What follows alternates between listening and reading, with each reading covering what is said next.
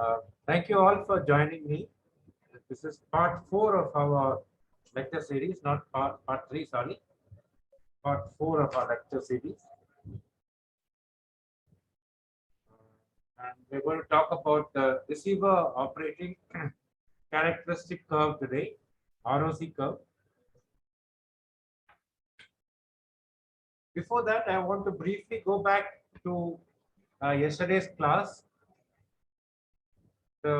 some concepts of sensitivity, specificity. Uh, Sensitivity is the probability of a positive test among people with a target condition. Specificity is a negative test among people without the target condition. So probability with the target condition by everybody tested. Or people with the target condition, people with target condition, and people without the target condition. This is probability. The odds, on the other hand, is people with the target condition divided by people without target condition. This is probability divided by 1 minus probability is odds. Likelihood ratio is the probability of a particular test result in people with the target condition divided by the probability of the same test result in people without the target condition.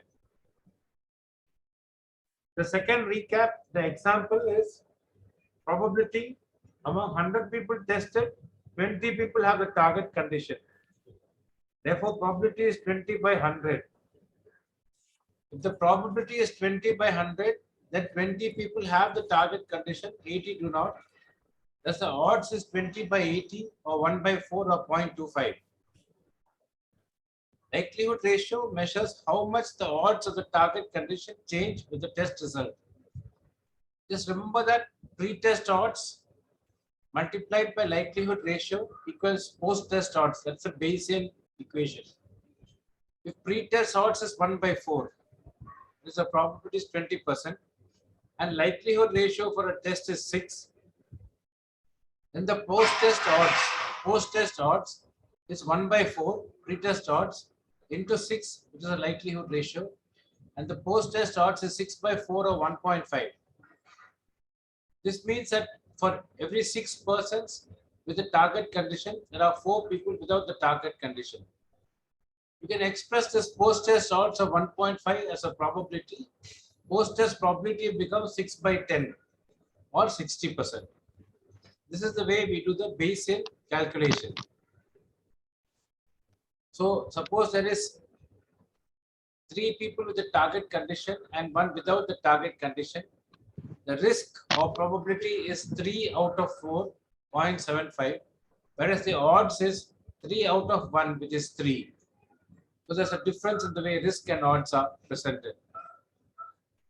Now, for a particular disease, if the pretest probability is 1%, then remember that the pretest odds is 1 by 99. For that same condition, if the test is positive, and let us say the likelihood ratio is 100, remember the pretest odds multiplied by likelihood ratio comes to the post-test odds. So 1 by 99 into 100 is 100 by 99. This is the post-test odds. We can convert this into a post-test probability.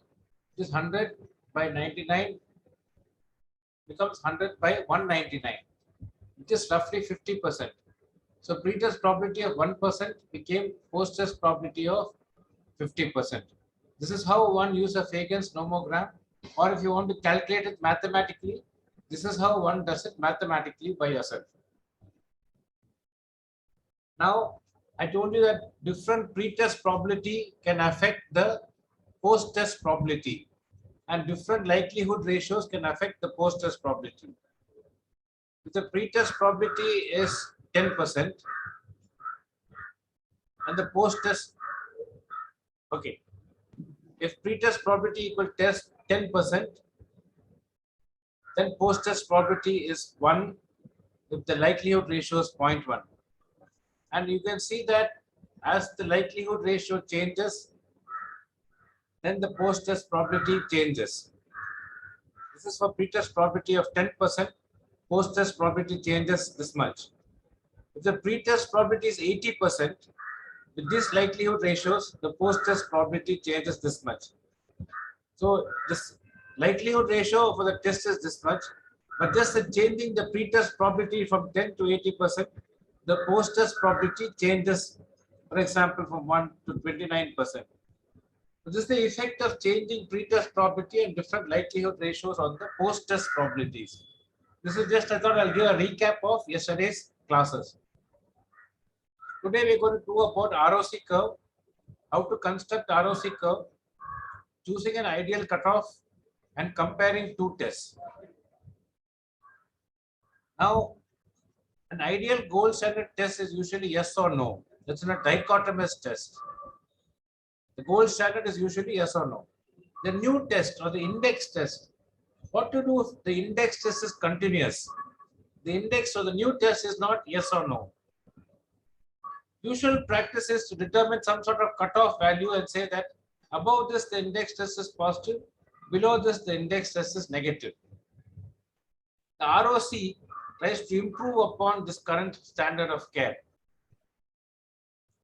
It was originally described, the receiver operating characteristic curve was initially described in the World War II, they say, when radar operators were trying to identify whether what they saw on the screen was an enemy plane or an enemy or just a bird. They made a curve with the sensitivity on the y-axis and 1 minus specificity on the x-axis. The scale on the y and x-axis was 0 to 1 or 0 to 100. Either way you can express it. So let me first explain the concept of, the first few slides are going to be the concept of ROC curve. So type 2 diabetes is a prevalent disease, especially in elderly people. And the gold standard for type 2 diabetes is usually an oral glucose test.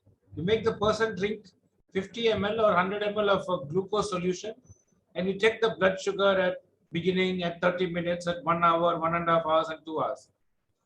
It's a tough test, but that's the gold standard test. The screening test is just to do a fasting blood sugar glucose. So if you did the glucose challenge, you make them drink blood glucose, a syrup of glucose, and you take the blood sugar after that, you can clearly delineate who's diabetic and who's non-diabetic. Some people have high blood sugars and some people have low blood sugars. And according to your cutoff point, that gold standard will classify some people as diabetes and some people as non-diabetic. Now, if you take the fasting blood sugar value, let us say you take a fasting blood sugar value of 90 and you make a cutoff point here. According to the fasting blood sugar value of 90, all these people are diabetic. These are all non-diabetic. But 17 it is correctly called as diabetic. Because the cutoff was here, these three it is called non-diabetic. 6 it is correctly called as non-diabetic, but 14 who are non-diabetic, it will call diabetic. If you move the cutoff point higher, the fasting blood sugar value of, let's say, 140 or 126, here these are correctly identified. These are also correctly identified. But you have a lot of people here who are wrongly classified and here also wrongly classified. If you go back, if you put the low cutoff here, the sensitivity is 85%, but the specificity is 30%. If you move the cutoff up here, the sensitivity is 25%, but the specificity goes up. This is what I explained yesterday. Depending on the cutoff, if you have a low cutoff, the specificity is bad, but the sensitivity is good.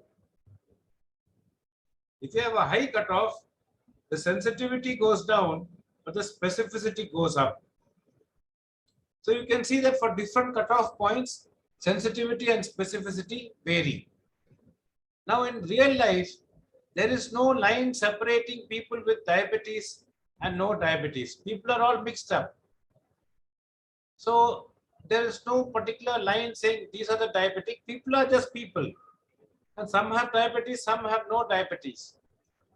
And in fact, there's no color label put on somebody's head saying you are diabetic and not you're not diabetic. And we just in real life use a screening test. The screening test may be low or the screening test may be high. And we say all those above the screening test are diabetic, all those below are non-diabetic. So this is what actually happens in real life. So if you put the screening test at high, you will say that only 7 people are diabetic. If you put the screening test as low, you will say that 31 people have diabetes. So this is why it's very important to know what is that cutoff point. This is why everybody keeps on asking, what is a particular cutoff point you're going to use for your diagnostic test.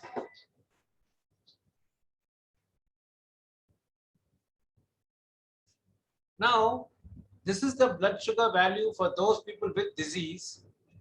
And this is the blood sugar value for those people without diabetes. Red is diabetes, blue is non-diabetes. We call and we put a cutoff point somewhere arbitrarily, we make a cutoff point. We call these people diseased and all these people as no disease.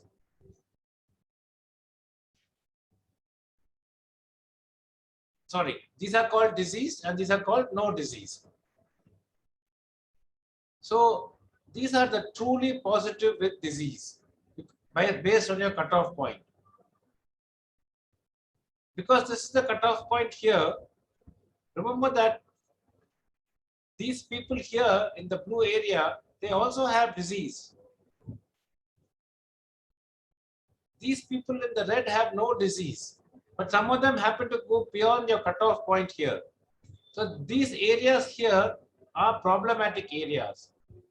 This area is called false positive because actually the people in red don't have disease, but our cutoff point is here. So they landed up being called disease. So these are false positive. These are true negative. They are correct. They are on this side of the cutoff point and they don't have disease.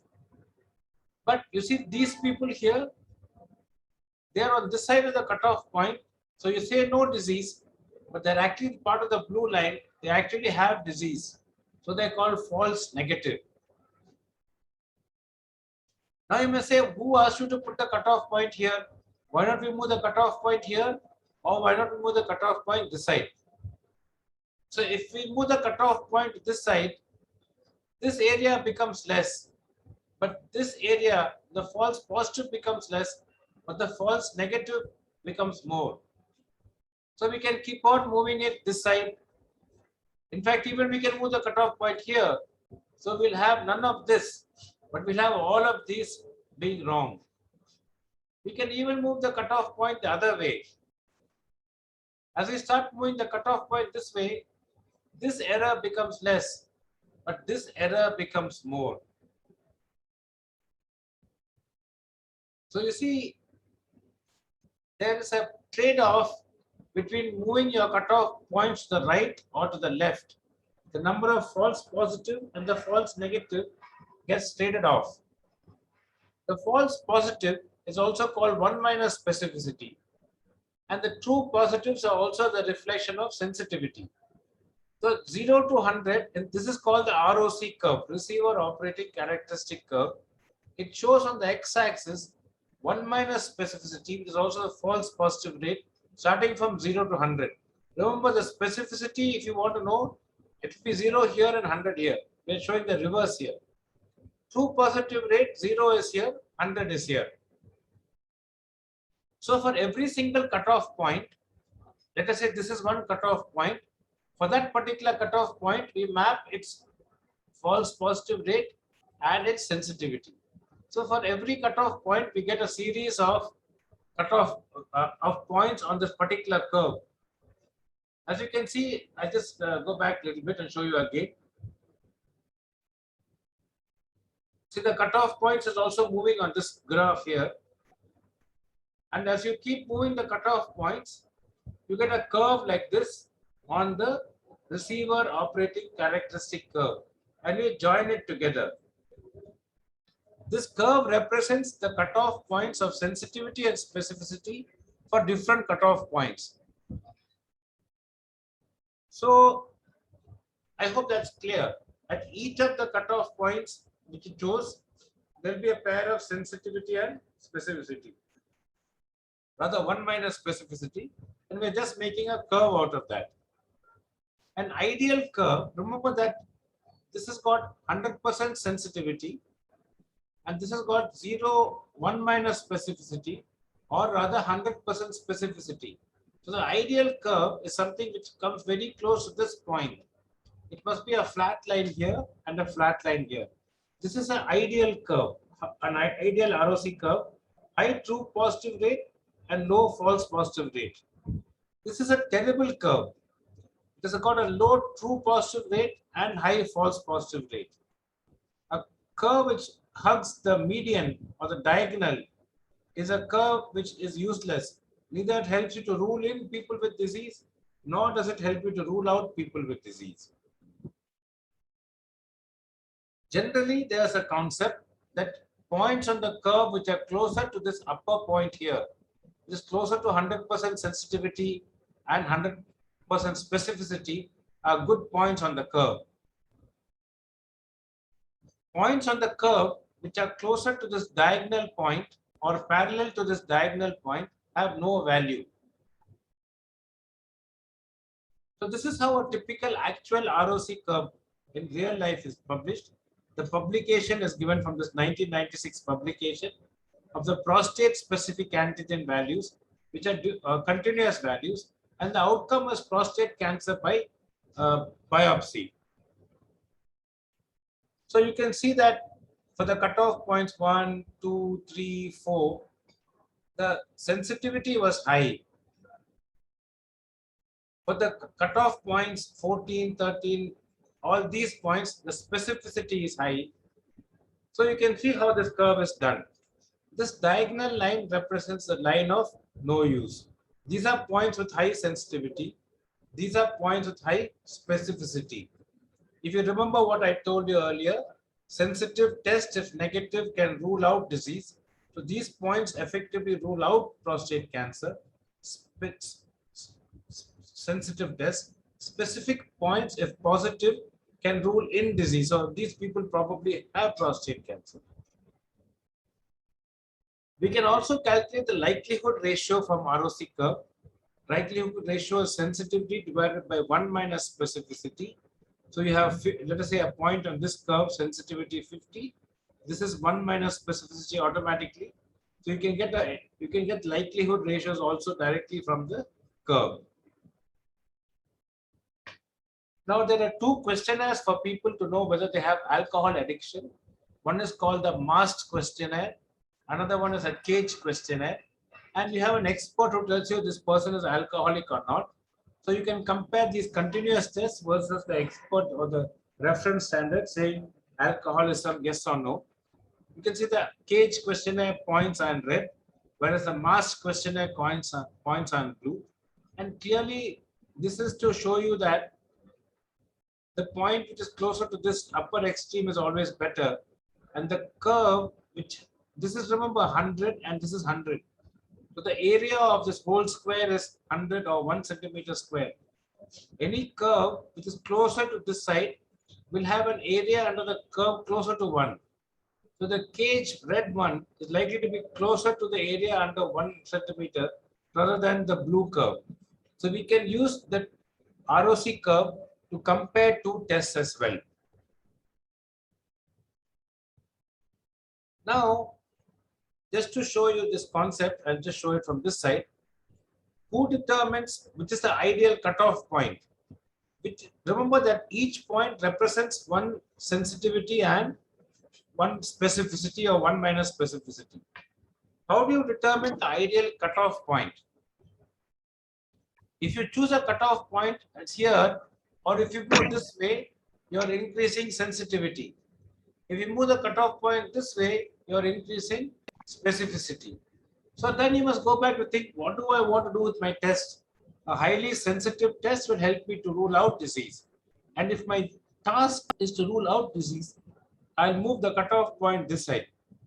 On the other hand, if my test is used to diagnose a condition, to rule in a condition, I want a more specific test. So I'll move my diagnostic cutoff a little more this side, so I'll gain on specificity. Now there is a threshold effect. If you post-test probability is very low, then you exclude disease. Post-test probability is very high, then you don't, or the pre-test probability, I apologize. If the pre-test probability is very low, people say don't even test. If the pre-test probability is very high, then don't need to test, just treat the patient straight away. In between, we have a dilemma area where we're not sure whether to leave the patient alone or to test. In that area, all these tests are potentially useful. Now, this is not fixed in stone. For example, for tuberculous meningitis, the threshold to test and treat may be small. Test and then decide what to do. Whereas if you have any doubt at all, you tend to treat tuberculous meningitis. So TB confirmed, don't test. So if your suspicion is more than 30% of TB meningitis, many people empirically start anti-TB treatment directly.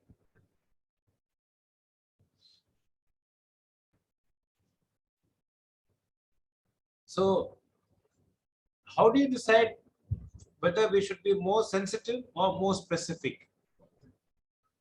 Suppose you have a diagnosis called breast cancer and you don't want to miss anybody. If you don't want to miss, and missing has a bad consequence, imagine somebody is missed with breast cancer. If missing a diagnosis has got a terrible consequence, then we choose a cutoff with a higher specificity. So that's another concept. So remember that if missing something is very important, choose a test with higher specificity. If the false positive is a terrible one, for example, HIV, imagine somebody being falsely labeled as HIV.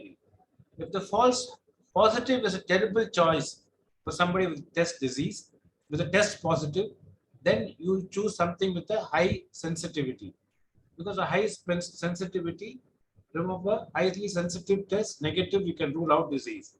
So if in a situation where it's a HIV, you don't want to falsely say, label somebody, choose that test which is higher sensitivity. Once again, this is an ROC curve. This is a cutoff point, and this is the cutoff point for whichever test it is. And every cutoff point can have a confidence interval. So a test with a 30% sensitivity and a 90% specificity or 10% false positive rate will have a cutoff point on this end of the corner. This is a cutoff point of 60 sensitivity and specificity of 80%. Like that, you draw the entire curve. The perfect test is always close to this area here, because this is sensitivity and specificity. The area of this curve, the diagonal line, is 50% of the entire square. So area under the curve of 50% is practically useless. A perfect test will have an area which goes up like this and comes down like this, or an area under the curve of 1. So this has a 92% sensitivity and 40% of 1 minus specificity. We present it like that. Now there's something called spectrum bias. Yesterday I alluded to it briefly. Sometimes in patients with severe disease are included in the study. But in real life, patients will come with all sorts of different severity, mild, moderate, or severe disease.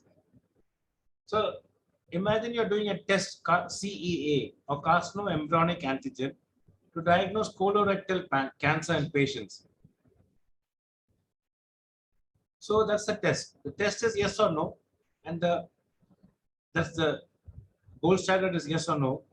But the genetic test may be or the new test may be a continuous test. Let's look at this. This is the same ROC curve. This is people with mild cancer, stage A cancer. This is people with stage B colorectal cancer. This is stage C. This is stage D. So if you are in stage D of very advanced cancer, you can see how the ROC curve works.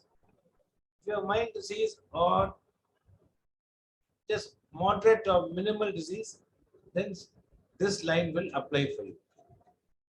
So this is just to show the effect of severity of disease on the ROC curve. Now the next couple of slides which I'm going to take for you is, I must acknowledge Dr. Gordon Guyette, Arthur Evans, and Amiran Badashvili. They are from Wale Cornell University as well as McMaster University. That's Dr. Gordon Guyette. And they had made some teaching material on ROC, likelihood ratio, and cut points. So I'm going to acknowledge them gratefully for the material I'm going to use to teach you all.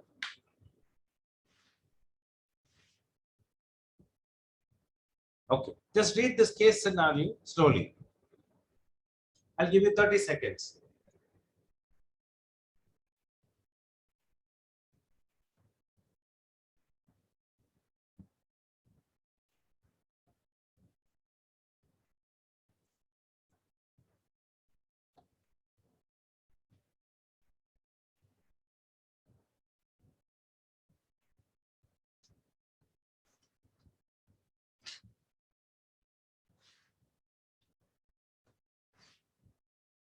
So a 60-year-old man with coronary artery disease, he comes with progressive breathing difficulty.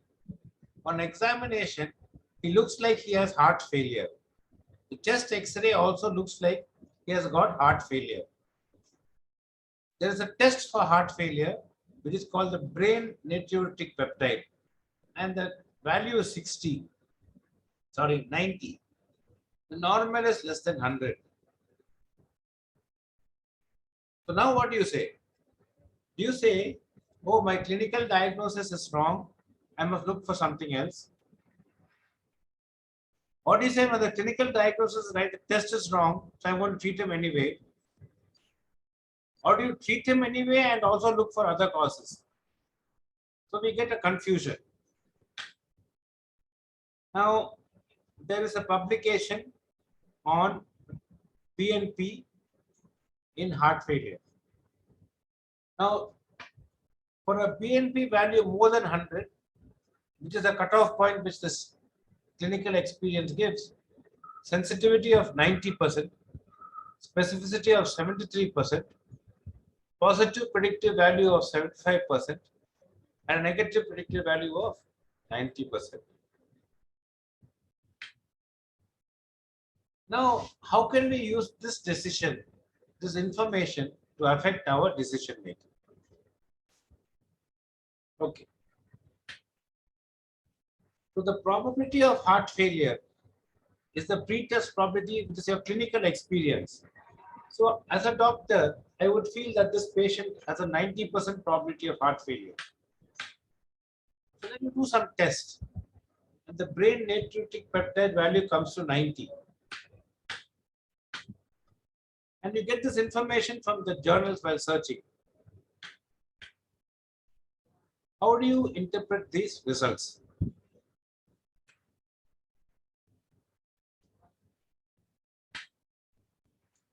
"90 is the pretest probability, and we want to tell us the post-test probability. So just remember that the likelihood ratio is the percentage of people with disease with treatment divided by the percentage of people without disease who have the same test result. So the LR positive is also sensitivity divided by 1 minus specificity. LR negative is 1 minus sensitivity divided by specificity. So here we are told that the sensitivity is 90% and specificity is 96%. So negative likelihood ratio will be 0.13. So we know the Bayes theorem. We also know this odds ratio formula from probability. Pretest probability, pretest odds is 9%, multiplied by the negative likelihood ratio, which is 1 by 10. You get a post-test odds, which is 9 by 10. But this converts to post-test probability of 9 by 19. 9 by 10 became 9 by 19. Probability of this disease came down from 90% to 9%. Okay. Let's have a look at this Fagan's nomogram again. We start off with a pretest probability of 90%. The test is negative, and the post-test probability now comes to 50%, not zero. So that's an important concept to keep in mind. So you start off with a 50% chance. Even though the BNP is negative, the post-test probability is 50%. Now, just remember that these are the various cutoff points for BNP: 150, 125, 100, 80, 50. For each cutoff point, I told you there will be a sensitivity and specificity. And I told you how to calculate likelihood ratio. Here, they have taken the 80 points in their cutoff in the laboratory, which has a 93% sensitivity and 74% specificity, as we just explained. The positive likelihood ratio is 3.58 and the negative likelihood ratio is 0.09. So you start off with a pretest probability of 90%. Here is a likelihood ratio and a post-test probability of 95+%.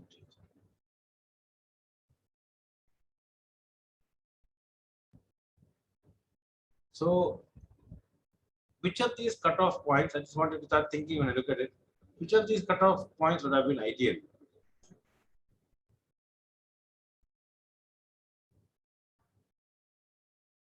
So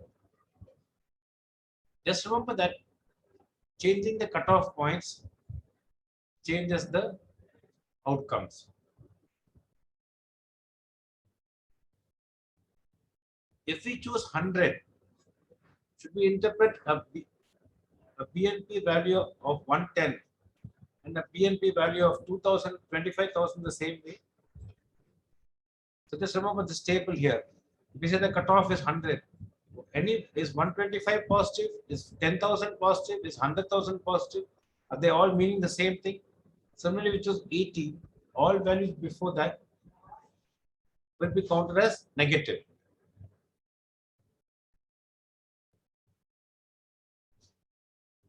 So likelihood ratio, percentage of heart failure with BNP around 90, heart failure people without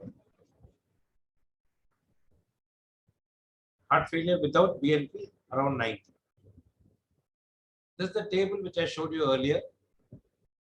So just look at the likelihood ratios. For people above 150, I've calculated to be 5. 80 to 150, it is this whole range. Likelihood ratio 1. 50 to 80, 0.33. And less than 50, it was 0.05.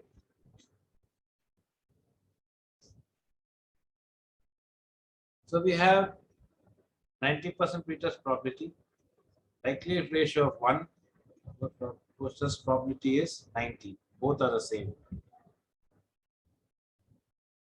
Now let's look at a particular disease, HIV ELISA. Everybody says 100% sensitivity and 99% specificity.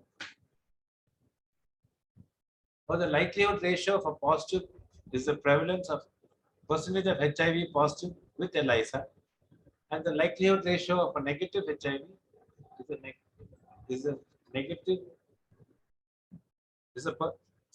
likelihood ratio of a positive test is the percentage of HIV positive with ELISA positive divided by the percentage of HIV negative with ELISA positive. So the LR positive here works out to 100 by 1, which is 100. Now that's this curve for a 100% sensitive and 99% specific. Now ELISA curve for a sensitivity 100 and specificity 99%. all the people on this curve. For LR negative, there's a percentage of HIV positive with ELISA negative, and the denominator is percentage of HIV with ELISA negative. So the LR negative is 0 by 99 because that's the closest we have, and that is 0.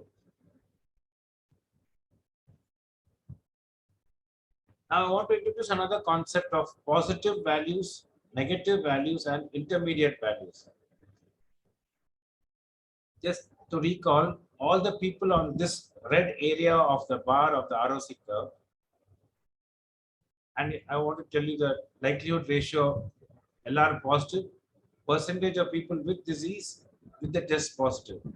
These are all people here. Percentage of people with disease with test negative. I don't ask, they all will be here. So the LR positive here is sensitivity, it's 0.6, and this is 0, so it's infinity. So all the people in this curve have a positive likelihood ratio, very highly having the disease. What to do with this area of the curve? Percentage of people with disease who are in this time interval divided by percentage of people without disease in this time interval. So you see here 100 minus 60 is 40. Here also 0 to 40 is 40. So the likelihood ratio interval for this area, just highly confusing, is actually a likelihood ratio of 1. Now this curve here, the diagonal curve of no use, if you look at it carefully, any point on the curve will be equal to any other person. So this is a useless part of the curve.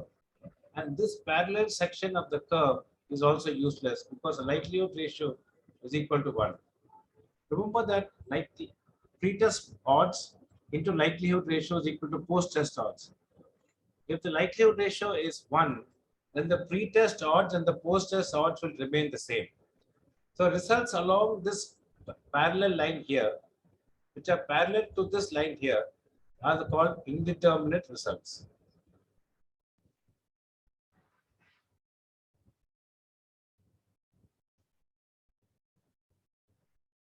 And the points on this curve, you can see that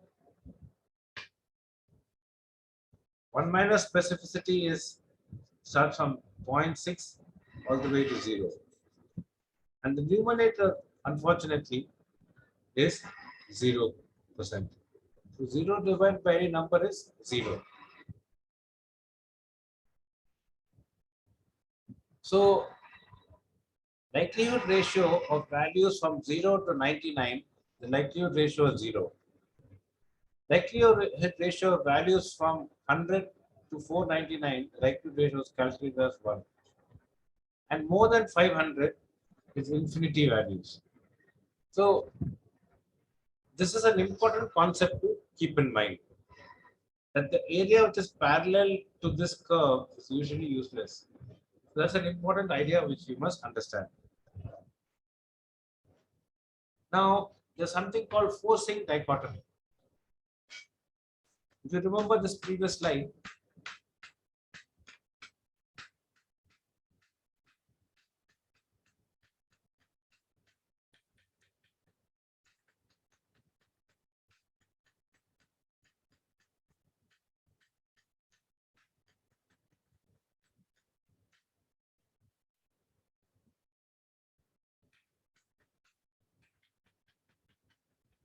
sorry, I apologize for going back and forth.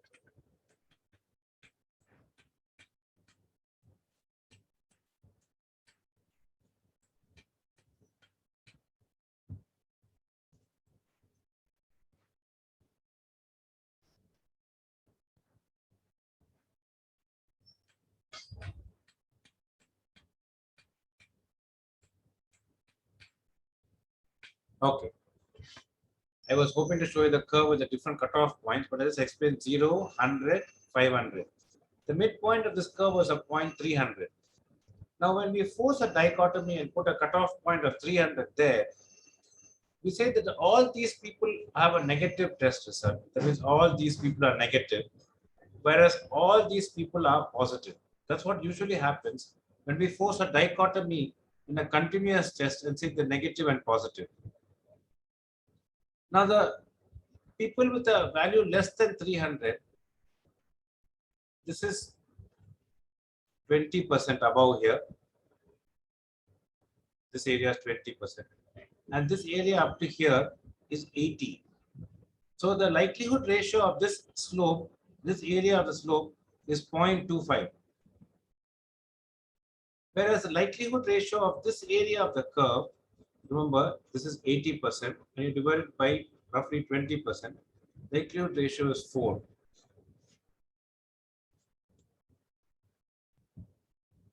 So the insights which I want to teach you are the slope of every line segment of the ROC curve is a likelihood ratio. So this slope of this is its likelihood ratio. The slope of this line is its likelihood ratio. Slope of this line is its likelihood ratio.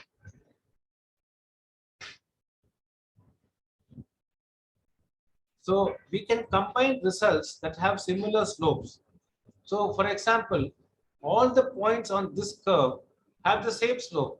So there's no difference between a cutoff point of 100 and a cutoff point of 500 or 101 and 499. All those points have the same likelihood ratio. So we can actually combine them. So this is the example of BNP and heart failure. You can see that this is 0, this is 50, this is 80. Finally, some value around here is 300.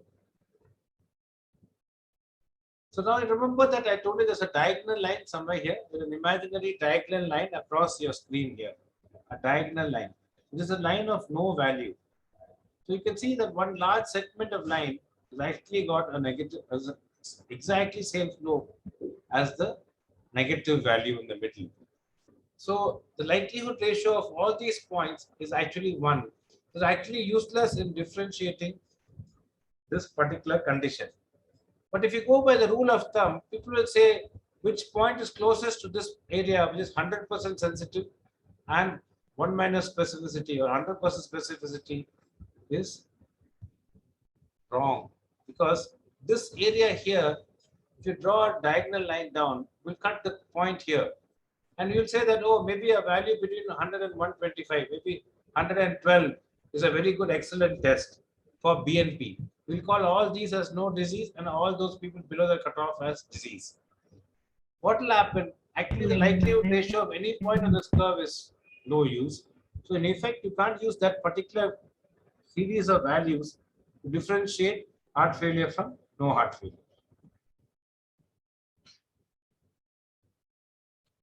So you can see that using these different cutoff points, which is a real life example, more than 150 feet per 100, 50 to 80 and less than 50. And you can say in each cut point, how many people have heart disease and how many don't have heart disease, and the relative likelihood ratio. So we have a curve which one can draw from this. We have different likelihood ratios for every situation.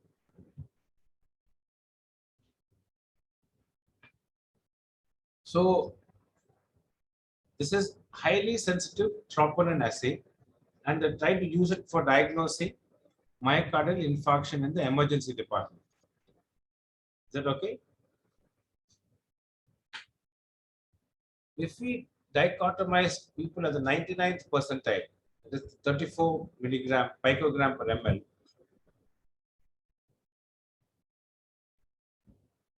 all these people are called disease, and everybody above this is called no disease. So at this cutoff point, the slope is 0.2. It is 0.18 by 0.91. So 0.18 is this spot here, and 0.91 is this point here. So the LR minus we would use for all patients with the same results in this range. So everybody here is negative, everybody here is positive.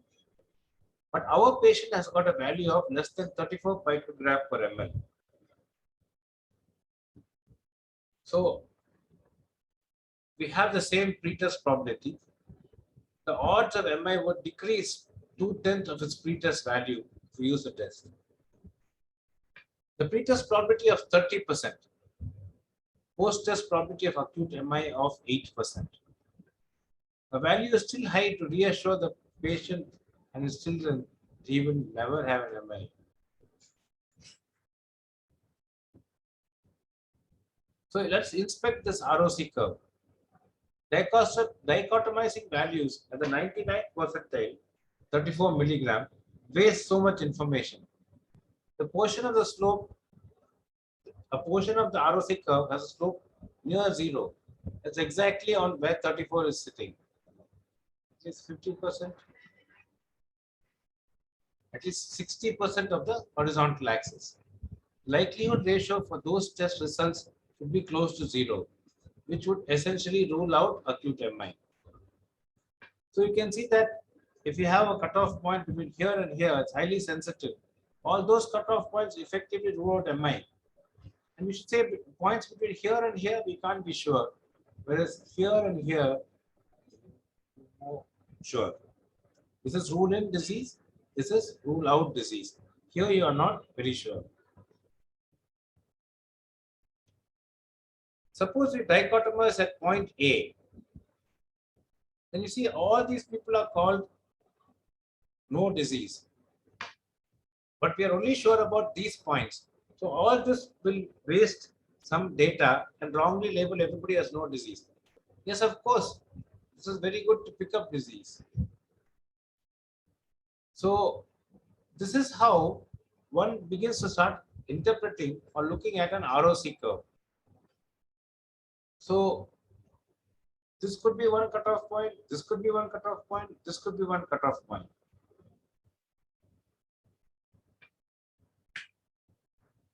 So here they said, what they've done is they've taken this curve. This is 34. If you are more than 34, your likelihood ratio is 12. So there's a large increase in the pretest probability to post-test probability. So likelihood ratio, pretest odds into likelihood ratio is equal to post-test odds. The pretest odds into 12 will give you post-test odds. If you take the likelihood ratio of 7 by 5 and the high sensitivity value is 15 to 33, then there's a very small increase in probability, almost always requiring more testing. With the value 7 to 14, likelihood ratio is 1 by 4. There's a modest reduction in probability. Most people still further need another evaluation. If the high sensitive troponin level is 7, then the likelihood ratio becomes 1 upon 768. I don't know who. So acute MI is ruled out in low and intermediate risk patients. So this is the way in which people often present results. The 4 test ranges are defined by the cutoff points. Likelihood ratio for the test ranges are equivalent to the slopes of the respective line segments. So this is a particular way in which people use this table. Now, why should you use multiple cutoffs? So our patient had a high sensitive troponin value of only 5, whereas the corresponding most of the patients in this particular study had a R value of 1.68. Using this likelihood ratio, a pretest probability of 30% would be reduced to 0.6% if you do post-test probability. This is substantially different from the post-test probability we estimated 8% when we use the negative test result when dichotomizing the 99th percentile. So if you just have one cutoff test for the whole group of patients, you are likely to land up with this particular problem. For most patients and clinicians, 8% probability of acute MI would increase the calls for extra testing, which could be troponin or electrocardiogram. However, if the post-test probability of myocardial infarction is 0.6, they may say just give some alternate therapy, let's continue our evaluation for some more time. So these are the benefits of having multiple cutoff and why you must carefully choose your cutoff.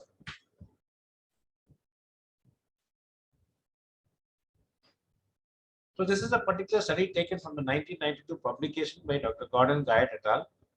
It's published and it's called Laboratory Diagnosis of Iron Deficiency Anemia. So these are the different tests which are used to detect iron deficiency anemia. So this X mark is the ferritin. Then the dotted lines are the protoporphyrin. And these triangular lines are the. So these are the 4 or 5, 1, 2, 3, 4, 5. So these are the 5 different tests which are going to be used to diagnosing iron deficiency anemia.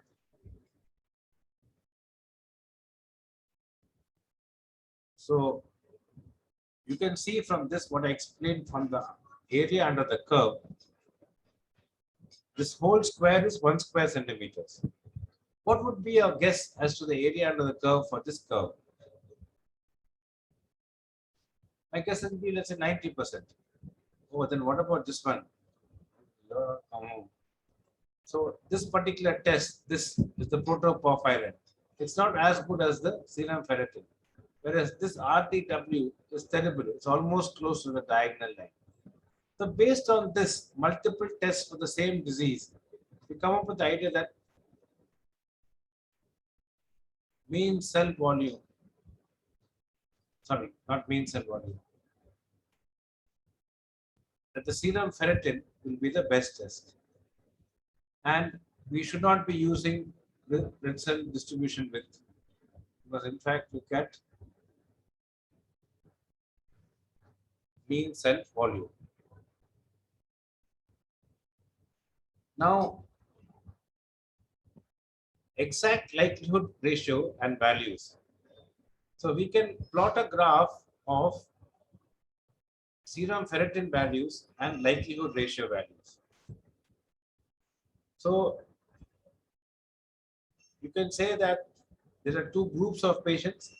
People with inflammatory disorders, this is how the likelihood ratio changes with the serum ferritin values. Whereas for people with mixed disease, this is dark line, the curve is not so good. Likelihood ratio versus the value. This is exact likelihood ratios plotted against values curve.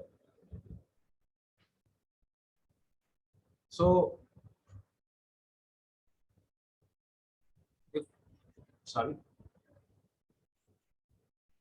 if one were to conclude, dichotomizing continuous test results, categorical test results have more than 2 levels. If you dichotomize a test result, you are wasting information and you can mislead clinicians. Likelihood ratio solves the problem. Sadly, authors of diagnostic test studies often do not provide relevant likelihood ratios, choosing to present only sensitivity and specificity at 1 or more cut points. Authors usually present ROC curves. These graphics can frequently provide a solution to the problem. Often, inflection points or the points or cutoff points are not labeled properly on diagnostic curves. If they're not labeled properly, the use becomes limited. The correct interpretation of ROC curve requires that test results are collapsed into groups only if they share a similar slope on the curve. Almost invariably, there are at least 3 regions of an ROC curve, 3 ranges that correspond to 3 or more clinically distinguished or distinct likelihood ratios. So what is the final recommendation? Investigators who study the diagnostic performance of a clinical test should depict the results of the performance on an ROC curve. The ROC curve must give inflection points or cutoff points and label them. They must also produce a table of multi-level likelihood ratios for different cutoff points. Alternatively, the slopes of all possible tangents should be graphed and the likelihood ratios should be given on the ROC curve. These improvements will allow the clinicians to adjust the probability of target conditions more appropriately. And this, the authors feel, will lead to more appropriate, correct decisions. Furthermore, certain laboratory results in electronic medical records can be displayed with multi-level likelihood ratio or ROC curves. So if you think that I'm a lab person and I want to display my results, it should be done the value of the test along with the different likelihood ratios for different cutoff points rather than just giving a normal value and the range next to that. Alternatively, a clinician can look at an online tool and search and see the best likelihood ratio that fits the test result. Remember, different cutoff points, the same value can be called positive or negative depending on the cutoff point. So the greater appreciation of the ROC curve will help immensely in the management of clinical medicine. Now, I just want to show, to end with this, comparing two tests using an ROC curve. So this is a particular publication which was published in 2020. The diagnostic power of scleral length in primary angle glaucoma. So they compared 4 methods to look at glaucoma, primary open angle glaucoma. They used 4 methods. One is to look for a scleral spur. Then there is a Schlemm's canal, and there are some different angles which one can use to look at these particular methods. Now, the 4 methods are scleral spur length by method 1, scleral spur length by method 2, scleral spur length by method 3, and the scleral spur opening width. So this is the kind of publication which people will find. They show you papers of the different lengths and widths which they're talking about. And then they'll produce an ROC curve like this. As you can see from what I explained, the yellow line is a curve of no use. This curve represents that this particular test is useless. The curves which occupy more area under this particular curve are the better curves. So you can see that the red line appears to be more closer to this end than the other curves. So that is the scleral spur length. The red line has an area under the curve. Remember, I told you if a curve which goes like this will have an area under the curve of 1. This red line has an area under the curve of 0.84. Whereas this blue line, which is a scleral spur opening width, has an area under the curve of 0.73. So therefore, this is clearly not as good as the red line. The red line represents scleral spur length. So the clinician will be told, please use the scleral spur length methodology to determine about this open angle glaucoma. So the statistical software will give you these areas under the curve and also compare it. This p values given here are comparing against this diagonal line, the line of no use. But you can also compare area under the curve of two particular curves also, which you want. Now, I just want to, I've kept half an hour at the end of this. I wish to go back again just once more to reiterate some points that which I used a little bit earlier, that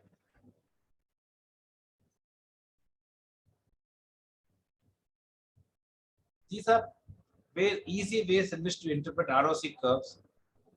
These have very high specificity, because this curve is 1 minus specificity. All the people here have high specific results.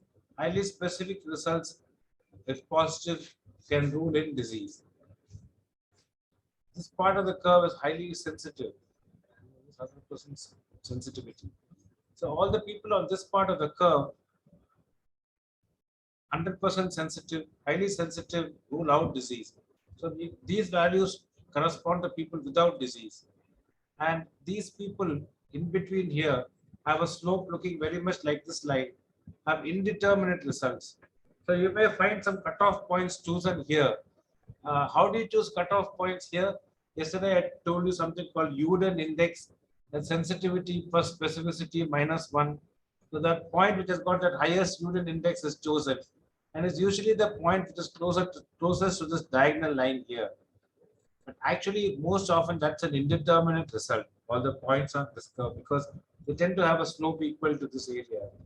But this is the way that I wanted to teach you all the ROC curve. Now, I hope I have not confused anybody. I think there's a practical today.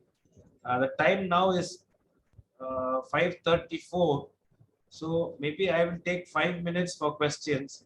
And the best way to learn about ROC curve is to do the ROC curve yourself. And then you'll understand all about ROC curve. I think that Melvin and others would have mailed you the DX software. In that you can do the hands-on practical yourself. So if it's all right with Dr. J, I'll take 5 minutes for questions. Yes, Thambu, please go ahead. Please carry on. Hello. Hello. Okay, there's a couple of questions already. Yeah. In a protocol of a diagnostic test evaluation, what should be written in the study design? It should be written as a diagnostic study. If you looked at the STAR-D protocol or the quadas yesterday, which I mentioned, you should mention that this is a diagnostic study. Can we write a diagnostic study evaluation, or should we mention cross-sectional or prospective? It is better to write diagnostic study, because when you publish it, when you want someone to find your study, when they go to PubMed or any other search database, if they will put diagnostic study, then they will find your study.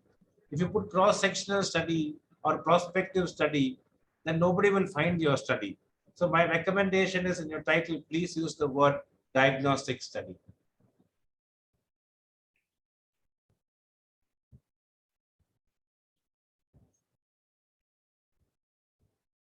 Please explain the need for sensitivity analysis in diagnostic test. I'm not very sure what you mean by sensitivity analysis, but what we usually do is the sensitivity or specificity or the positive predictive value or the negative predictive value or the likelihood ratio, all of these will have a confidence interval. So therefore, when you produce those results in the paper, you must produce that confidence interval and publish it like that. That is one way of suggesting a sensitivity analysis. Another way of doing a sensitivity analysis is yesterday's Bayesian example, which I gave you. Remember that you have a pretest probability that is converted into a pretest odds. Now, pretest probability is not a fixed value. It could vary. So if you vary the pretest probability between 10% and 30%, that's a sort of a sensitivity analysis. Similarly, the likelihood ratio also can change. It will have a range. So now you got a range of pretest probabilities, a range of likelihood ratios, then you will have a range of post-test probabilities. So that is also a way of showing sensitivity analysis. So I hope that answered some of the question. Tilagavati has asked, please shed some light on the use of ROC analysis after regression analysis, like logistic regression in cross-sectional studies. Now, I have not covered that particular topic of using the ROC curve for and using regression analysis. So, unfortunately, I don't have that material to teach you that regression analysis with ROC curve. That's a newer concept. I can mail some slides later on this question. So, unfortunately, Achila Gravati, I must apologize. I'm unable to give that explanation now. But generally, ROC curve, when you say cross-sectional studies, I'm assuming you mean diagnostics. I'm assuming you mean a diagnostic cross-sectional study. You will get values like this. Regression analysis is slightly different, but I can explain that logistic regression using ROC a little later.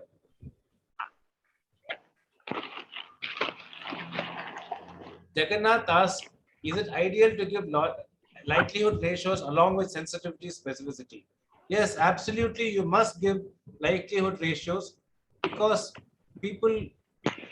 clinicians should start using likelihood ratios to calculate or convert their pre-test probability into post-test probability.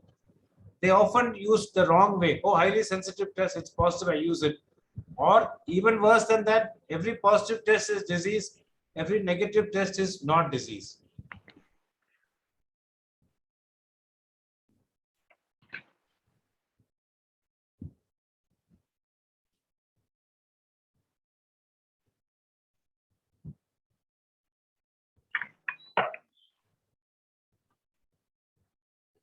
Once again, I must appreciate and thank all of you for your patience and listening to me for so many days.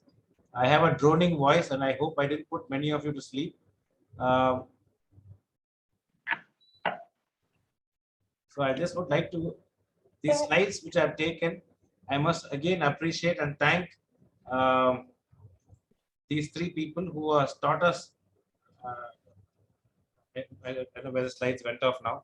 The slide is that I want to thank Dr. Arthur Evans, who has kindly shared those slides on using the cutoff points for teaching.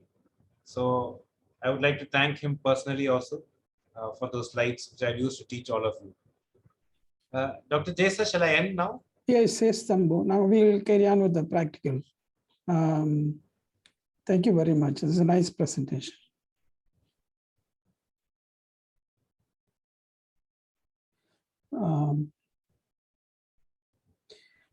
Thank you all of you for your kind comments. I'm very honored.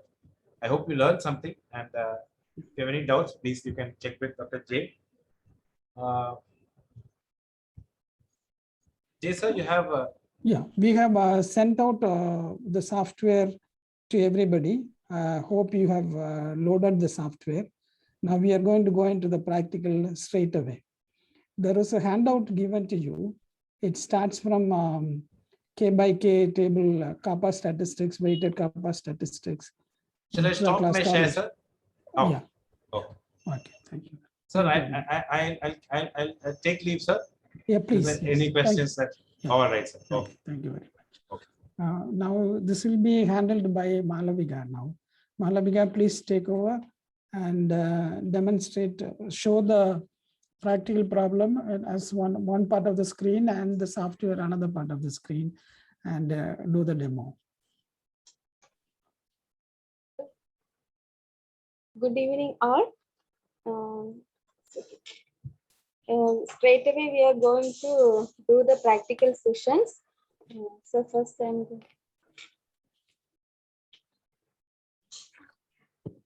so this is the interface of the DX-Spec.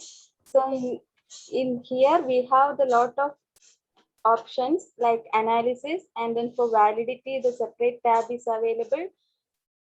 Then for calculator, the reliability for our reliability analysis and the sample size, and for the meta-analysis for diagnostic test. And also we provided some practical problems here. So we can do one by one. I can demonstrate and then you can do yourselves in your system.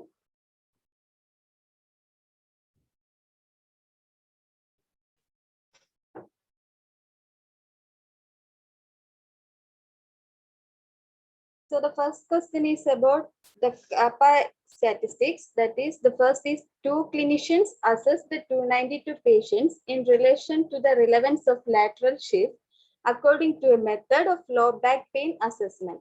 So we need to find out the agreement between 2 clinicians.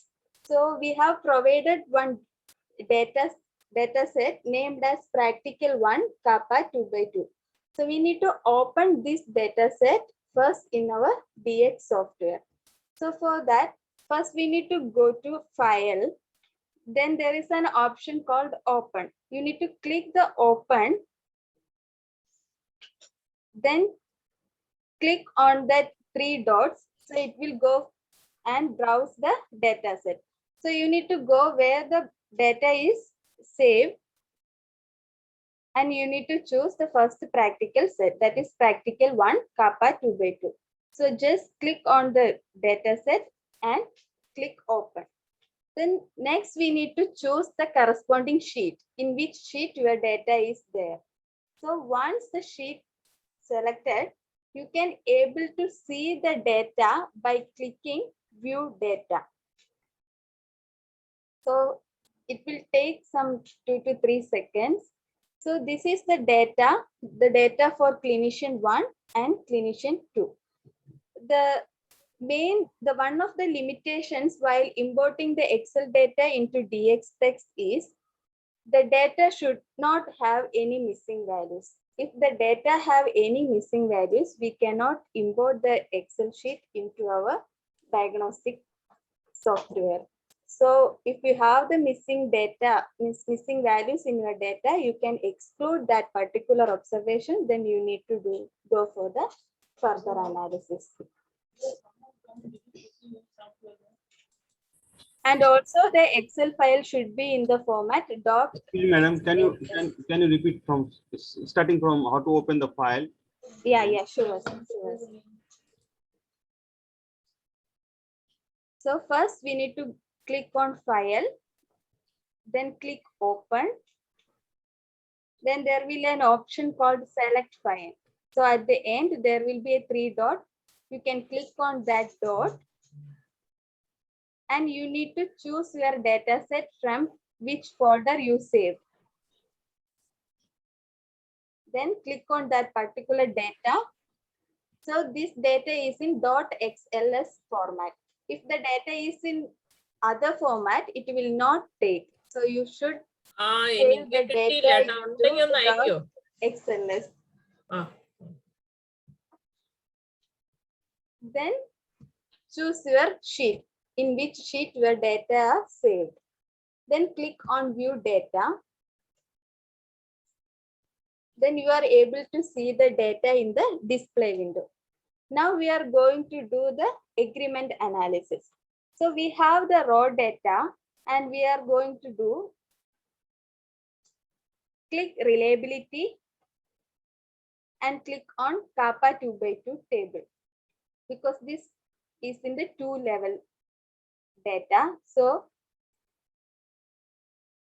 then choose the rater 1 and rater 2. So here the rater 1 is our clinician 1 and rater 2 is our clinician 2.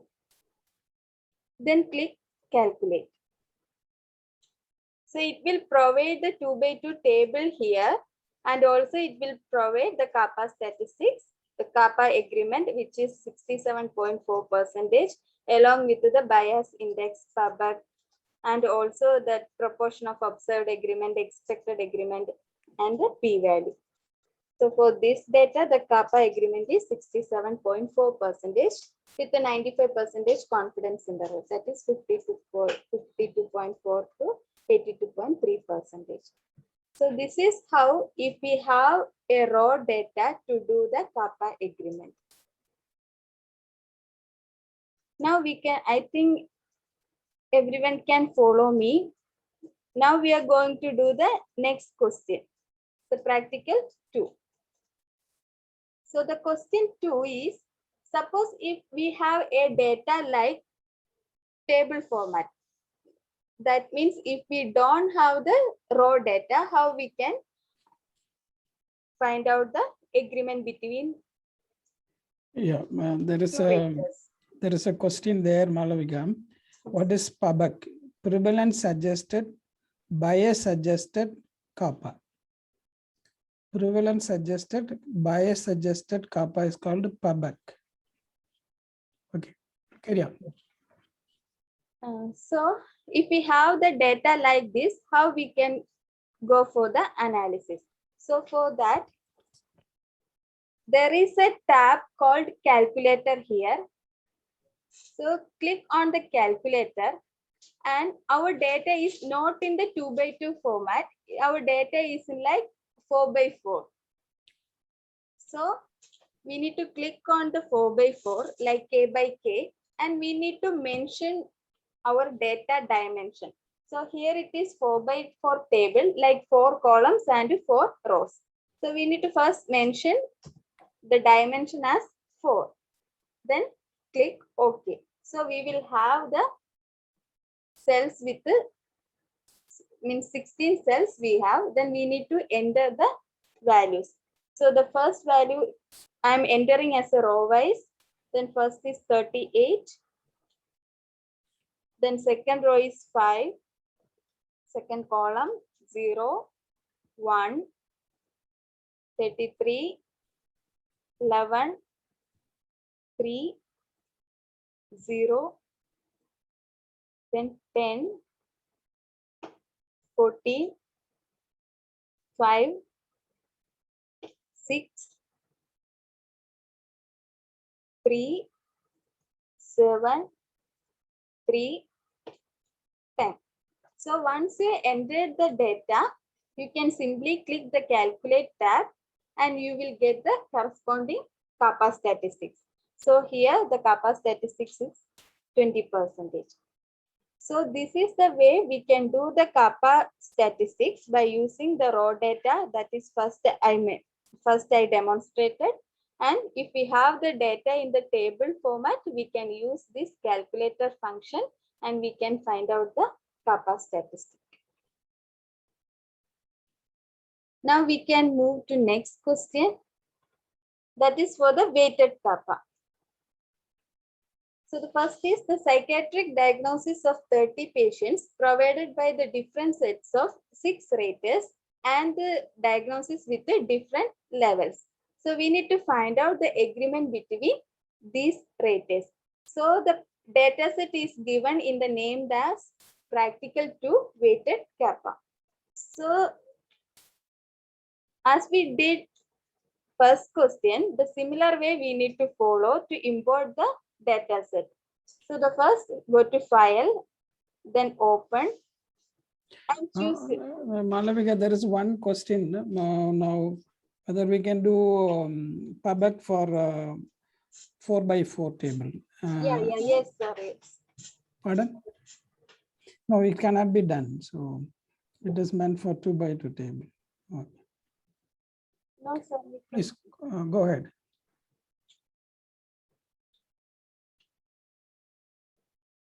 Then we need to choose the data set. It's the practical to weighted kappa. Then we need to mention the corresponding sheet which the data have. Then to display the data or to view the data, we can click on view data and we can see. Now we need to find out the weighted kappa. For that, go to reliability and there is an option weighted kappa. Click on the weighted kappa option. So in this data, I would like to know the agreement between rater 3 and 4. My interest is to look for the agreement between rater 3 and 4. So now I am choosing my rater 1 as rater 3 and rater 2 as rater 4. And it is a squared relation and we need to click on the calculate. So it will give you the K by K table format also, and will give you the weighted kappa statistics. So here the weighted kappa statistics is 64.7%. So when we will use this weighted kappa, if you're looking the data, the most of the cell values are sparse. That is 0. The values are 0. So in that particular case, if the most of the cells are 0, or the other thing is like if the agreement between means the rating between the two raters is far away, like the 2 units change or 3 units change.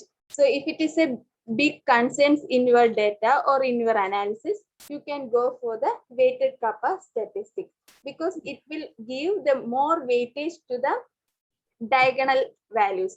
So the diagonal values means the two raters are agreeing each other.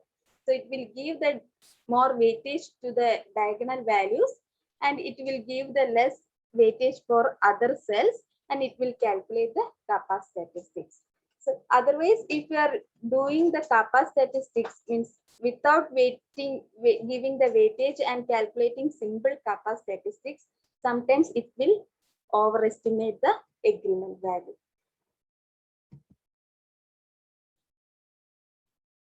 Now we can move to the next question. So the next one is in the similar way what we did in the kappa statistics.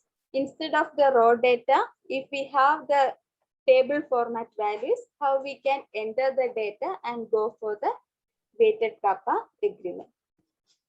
So for that, we need to go for the diagnostic test. Calculator. Then go to calculator, then click on the weighted kappa. So in the similar way, we need to mention the dimension of our table. So here all it's 4. So type 4 and click OK. So we need to enter the each cell values here. 21, 12, 0, 0, 4, 17, 1, 0, 3, 9, 15, 2, 0, 0, 0, then 1. And what we 1. Then the similar way what we did earlier, it's a squared, and then click on the calculator. So it will give you the observed expected agreement and then kappa statistics along with the p-value. So this is how we can do the weighted kappa in the diagnostic software. Now we are moving to the next session, that is the prevalence and bias adjusted kappa. There is a question. There are two weighting systems. One is a linear weighting system. Another one is squared weighting system. After two squared weighting system has been recommended as the best. So therefore, it would be nice if we could use the squared weighting system as a weight in weighted kappa analysis. Okay, carry on. So the next question is to do for the Pubbett analysis. So the first question is the two physicians who are each classifying the magnetic resonance images as showing evidence of a rare disease or not. So for each image, the physicians can agree that the MRI is normal, agree that the MRI is abnormal, or disagree as to the classification of the image. So we need to find out the agreement. For that, the data set named as the practical 3 Pubbett.xls. So first we need to import the data into the software. So click open, select file and choose your data set from the folder and click open. Now choose your sheet and you can able to see the data by clicking the option view data. And we have two raters, rater A and rater B. Now click the reliability.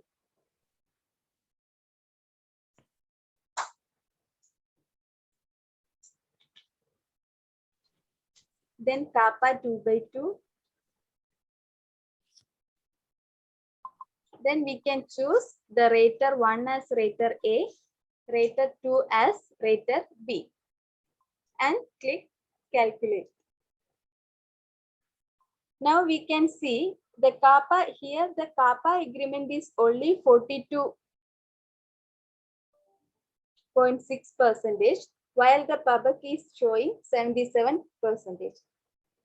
So when we are using the PUBAC is, if you are looking the 2/2 table, if you are looking the two rows or two columns, there is a imbalance in the prevalence. Suppose if you are looking the rate of 2, the level 1, it is 189 out of 270. And if it is looking the rater 1 row, it is 196 out of 270. But in the second level, it is only 21 by out of 270. So there is a big or large imbalance between these two prevalences. Like 196 out of 217 is nearly come as 95%, but the 21 out of 217 is nearly 5%. So it is like 95% versus 5%. So there is a imbalance between the data. So the usually to go for the kappa statistics, the data should be like 40% versus 60% or 50, means nearly it should be, the prevalence should be similar. Otherwise, we need to adjust for the prevalence and we need to present the PUBAC. That is the prevalence adjusted, bias adjusted kappa. I think hope you are clear when we are using the PUBAC and when we are presenting the kappa statistics. Now we are moving to the next question. In the same way, if we don't have the raw data, but we have the table or table values, then how we can go for the PUBAC calculation. So for that, we need to go to the diagnostic software and go to the calculator, and there will be option for 2/2 kappa statistics. There we can enter our table values 5, 5, 7 to 83 and just click calculate. So here also, if you're looking the kappa statistics, it's only 43%, while your PUBAC will give you the 92% agreement. So in this data also, if you look at the data, you can see that there is a prevalence imbalance in your data. So if you have the data like prevalence imbalance, you need to go for the PUBAC instead of the kappa statistics. Now we can move to the next question. So still we discussed if our data is categorical data, how we can go for the reliability analysis. So our data, if our data is in categorical, we can go for the kappa statistics, and then the way we looked at the weighted kappa statistics and PUBAC when we are using. Now suppose our rating is in a continuous scale, then how we can go for the agreement analysis, and this is called the intra-class correlation. So the first question is the anxiety ratings of 20 subjects rated by the 3 raters, and these values are ranging from the 1 to 6. So we need to look for the intra-class correlation. So the data set named as practical 4A _ ICC.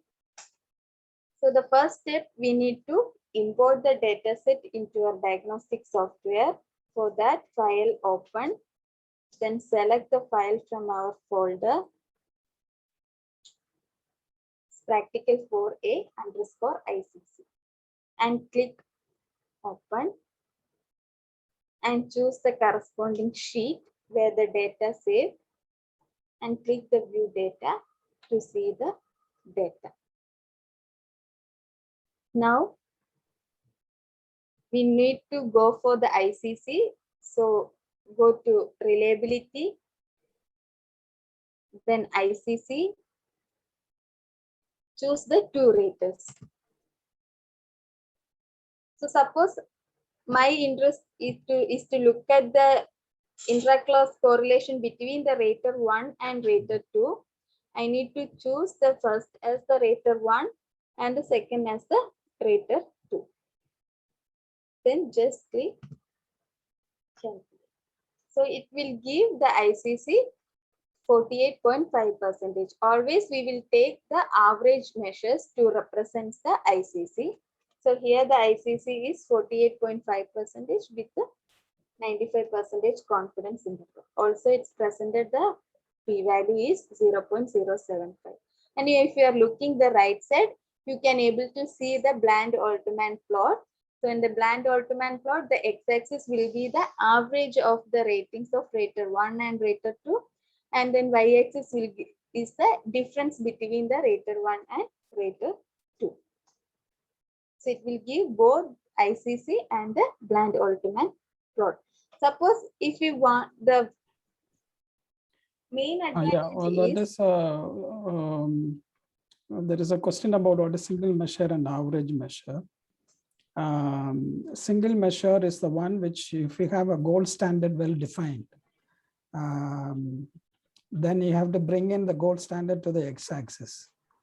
Supposing mostly that the Bland-Altman graph is done mostly over 90% of the time for reliability, where there is no gold standard. So in the absence of gold standard, you take the average of the two raters or two methods as the gold standard. Then it goes to x-axis. That is called average measure of the two readings or more. Two readings. Carry on. Okay. Now we see if we have two raters, how we can do the Bland-Altman and the ICC. Suppose if we want to export or if we want to save this output, there is an option called export. Near to the calculate option or tab, there is a tab called export. You can simply click the export. How to interpret the Bland-Altman? This is a very good question. You carry on. I'll just try to connect my whiteboard and try to explain. You carry on. I'll stop you after some. Okay. So if you are clicking that export, it will directly open in your Word document. So you will have the Bland-Altman plot, and there will be one more plot is called folded empirical CDF. Yeah. Then you will have that ICC with the details of F statistics, p-value and all. So you can simply save this one and look for the future purposes. No need to do the again in the same data set in the software. You can export the results and save, and you can use for the future purposes. So in every analysis, you will have the option to export the results, and you can use the export option. Suppose if we have in our data, if you're looking, we have the multiple raters, the more than two raters are there. Suppose I want to see the intra-class correlation between these three raters. In the similar tab in ICC, there will be an option for multiple raters. So you can click the multiple rater option, and you can choose these three raters together, and you can see the agreement between these three raters. Previously, we saw the intra-class correlation between the two raters. And here, if we have the more than two raters, how we can go for the ICC. Choose the raters, and the model is always the two-way, And the type means the absolute agreement is there, consistency is there. So here we are assuming the raters are consistent each other, and then we are choosing this as the consistency, and we can calculate the ICC. So the similar way, if the gold standard is well defined, you can go for the single measure, and otherwise we need to choose for the average measure. And here the ICC is 0.453 with p-value 0.056. So this is the way. You just you stop for a while and ask Melvin to give me the rights to share. Okay. Then I'll get back to you. So this is how to interpret the very important point.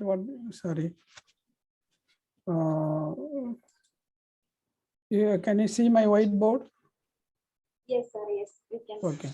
Now Yes, this is basically your. I'm not sure whether it works there. Mhm.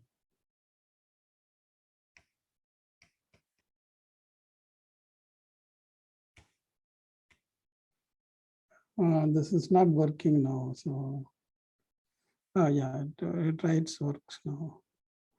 This is your. Can you see this graph? This is 0 difference, and this is your x-axis values. And let's say this is the band which you have plus or minus 2 SD, and this is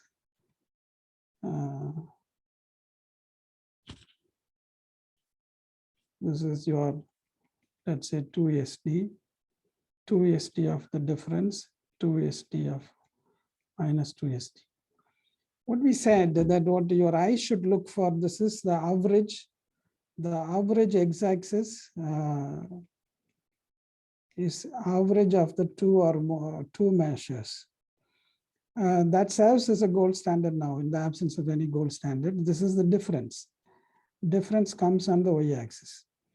Please remember, there is no option called Bland-Altman or mean difference plot in SPSS or any other software.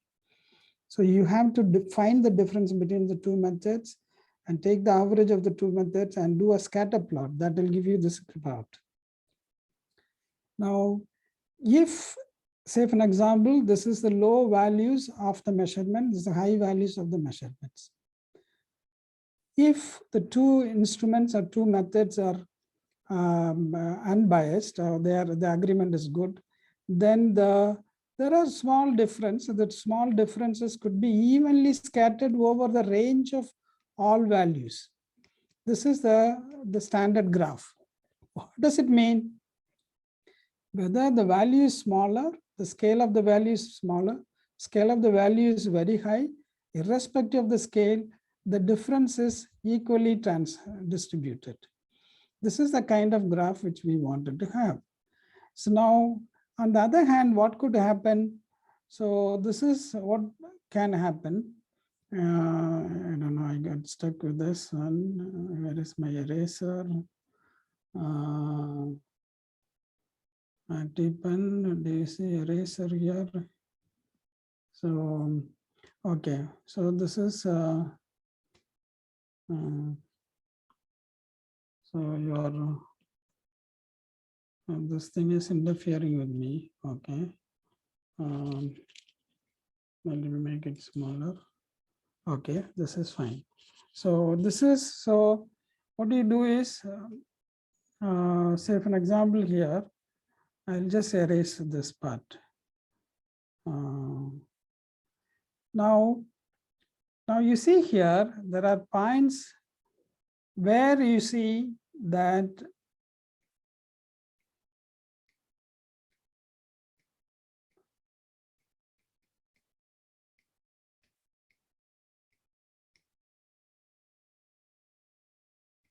what does the graph suggest to you? If you look at the graph, when the values are lower, the two investigators are not agreeing each other. The difference is very high.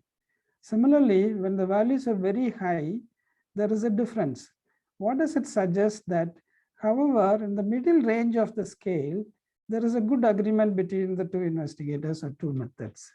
So your eye should see, first thing is whether the difference is evenly scattered across the graph, across the values of the x-axis.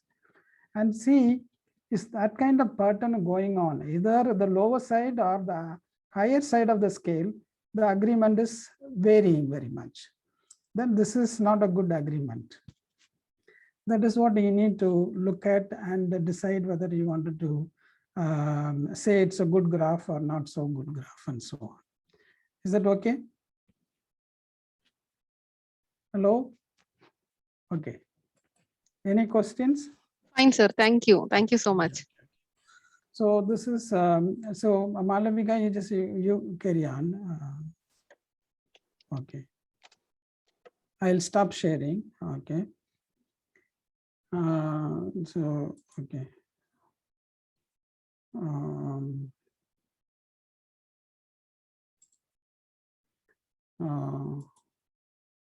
How do you stop sharing? Sir, you already stopped. Okay, okay. Then you carry on, you carry on. Now we can move to the Okay. next question. Yeah, How to calculate the sensitivity and specificity. Suppose we have the data in the table format, how we can enter the data and calculate the sensitivity and specificity. So for that, go to the software, and in calculator, you will have an option called DX text. So click on the DX text and enter the values in the corresponding cells. So it's 44, 23, 10, and 60.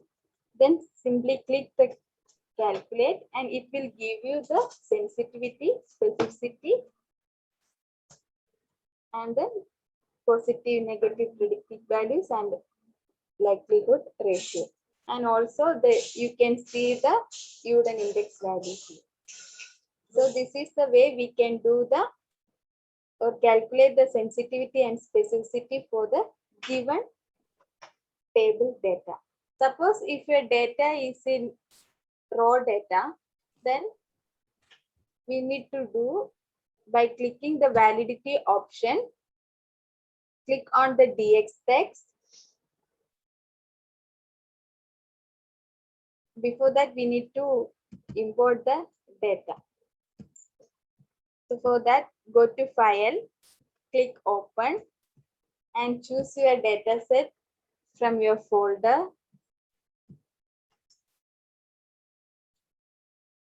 And the data set named as Practical 5 Diagnostic Analysis. Choose your data and sheet and view the data in the display tab. So the same provided data, we are making it as in the raw data to demonstrate how to do if we have the raw data. So go to validity. There is an option called the DX text. And choose your index text, that is here is NAC level. And here the gold standard is the presence or absence of the renal disease. So choose corresponding date variables and click on calculate. So in the right side, you can able to see the data in the 2x2 table format, and also it will give you the estimates with the 95% confidence interval. So this is the way we can calculate the sensitivity and specificity if we have the data in the table format as well as if the data in the raw format. Now, the next one is the ROC. So how we can do the ROC analysis using diagnostic software. So the first question is, at the Royal Infirmary in Edinburgh, all patients under age 70 who are suspected of having had a myocardial infarction were measured of creatinine kinase, as it has been a belief of raise in the level of CK might help them to diagnose MI sooner than the measurement of enzymes. It was measured on 2 mornings on 360 consecutive patients who were admitted and living long enough to have blood samples taken out of the CK by which MA can be detected. So the data set named as Practical Sys ROC. So first we need to import the data into a software. For that file, click open, choose your dataset from the folder. It's Practical Sys ROC. And see the data by clicking view data. So here the MI is the one variable, that is the gold standard is in our dichotomous variable, and the index variable is continuous variable. So the one thing here we should remember is the dichotomous variable should be coded as 0 and 1. To use the diagnostic software, the binary variable, that is our gold standard variable, should be coded as 0 and 1. Suppose if it is coded as 1 and 2, it will not work in this software. So you should go for the 0 and 1 coding. Now we need to do the ROC analysis. So click on validity. There is option called ROC with, we have here only one group. So click the one group option. And here our variable means our index. Yes, it is CR values, and our classification is our outcome. That is here MI. The classification variable is our binary variable or dichotomous variable. And simply click the calculate. And you can able to see the ROC curve, and also here we can see the AU. In different tabs you will have the more information regarding AUC, then summary values. So these And the values and coordinates, show them the values and coordinates. This is a very important table that this is what Tambu was talking about. So you need to learn to present that likelihood ratios at various levels. That data is given in this table. You can enlarge it and make it bigger and see whether they can see in detail. I don't know whether you can do that, but that gets saved in your data. So this is very useful. Otherwise, you may have to do it manually. So you need to depend on a software to generate this kind of LR statistics at various cutoff levels and then present it. So please remember the lecturers, it is not just one cutoff value. It is, say, from this example, up to this point here, that is, can you highlight this up to 60 plus or 40, 60 here, and then the graph you show them. The graph you show them here at this point. I don't know whether, no, come down close to 60, up to this point that up to this point, the specificity is very high. Specificity is almost 90% or 100%. So this is the best level that up to this cutoff value, this is a 60 or 70, you can find the cutoff value. Up to that cutoff point, you can suggest that someone can be rule-in for disease. Similarly, if you come here, the above here, almost 100% here, the cutoff value, that this is a cutoff value, you can find out the cutoff value there. And anybody gets the value greater than that, you can rule out disease. So that is how today that we are expected to interpret the ROC curve. It is not just one cutoff value to do this. So therefore, you need to talk in terms of LR values and mostly LR values. Only when the LR value is negative, you talk about not having a disease, so that kind of thing. And let's see, so therefore this table would be useful besides your ROC curve. This is a bit older version. We are planning to upgrade it as Tambu was discussing about 3 or more cutoff values. So we can, so here we can export the results by clicking the export, and you can able to save it in Yeah, the yeah, Word document. like So this. it is easy and you can look at the Yeah. different coordinates, Yeah. sensitivity, specificity, LR values in the. Then you can save it as and Yeah. use in the further. Yeah. This is very useful for diagnostic test, yes. And also that we have show them that Bayesian analysis, what is that, in the calculator. Just go to the calculator and show them the Bayesian analysis, Bayesian post-test probability. So if you look at this one, this is very useful. It will ask you what is a pre-test probability. That you can look at Tambu slides and put the data here. What is the sensitivity specificity? If you have sensitivity specificity, you just include only that. And if you have likelihood ratio for the particular cutoff values, you put that one.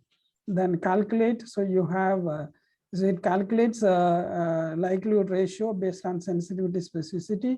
You have pre-test probability that gets converted as pre-test odds.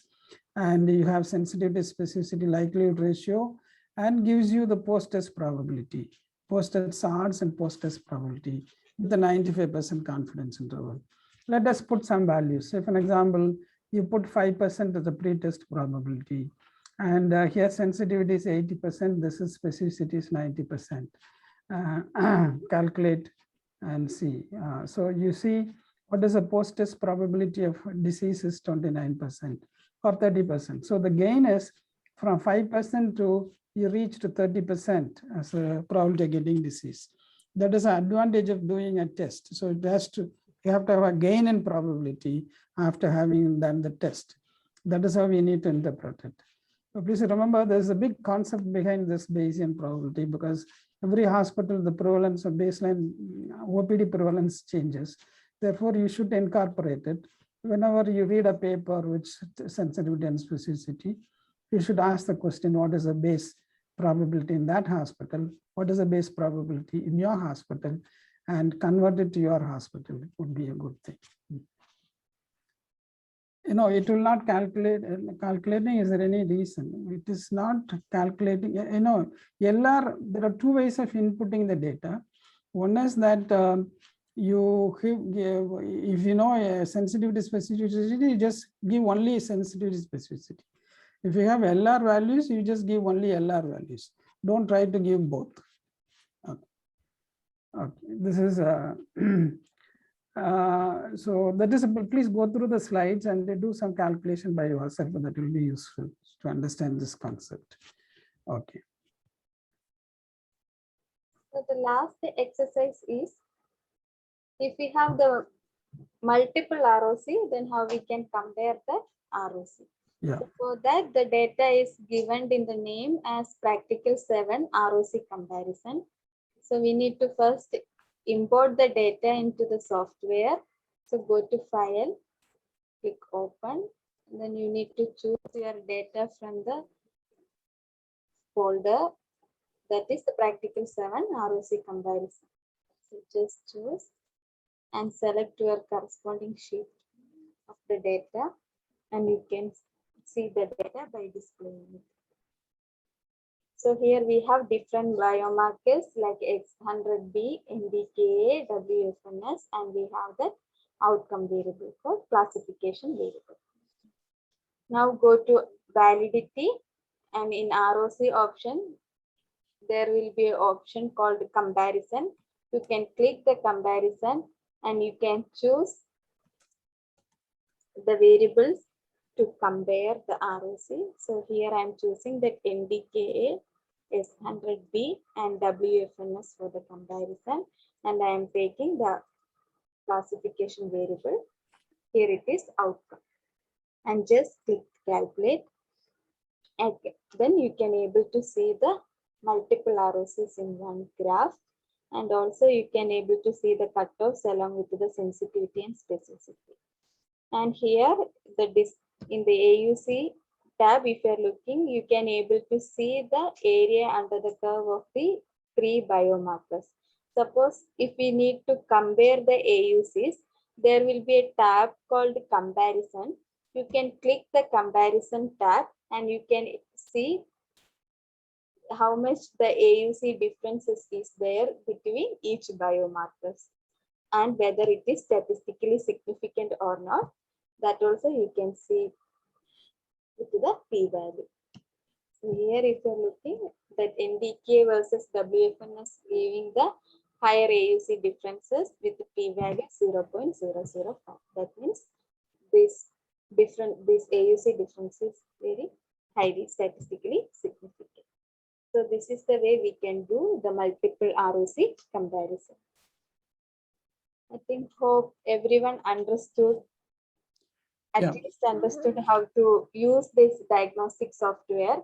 And then one more thing, apart from this diagnostic analysis, there are some options to do the preliminary analysis like frequency or descriptive statistics for mean, standard deviation. And also if you're going in the calculator option, you will have that chi-square table. Suppose if you have 2x2 table, how to find out the chi-square association between two variables, proportion analysis, means comparison, etc. That you can explore and see how to use these tips in the daily. Okay, we'll, any questions? We'll, let's see the comments. What is that? We don't see any questions here. If there's no question, we'll stop here. Thanks, Malavika. Thanks everyone for attending the diagnostic test course.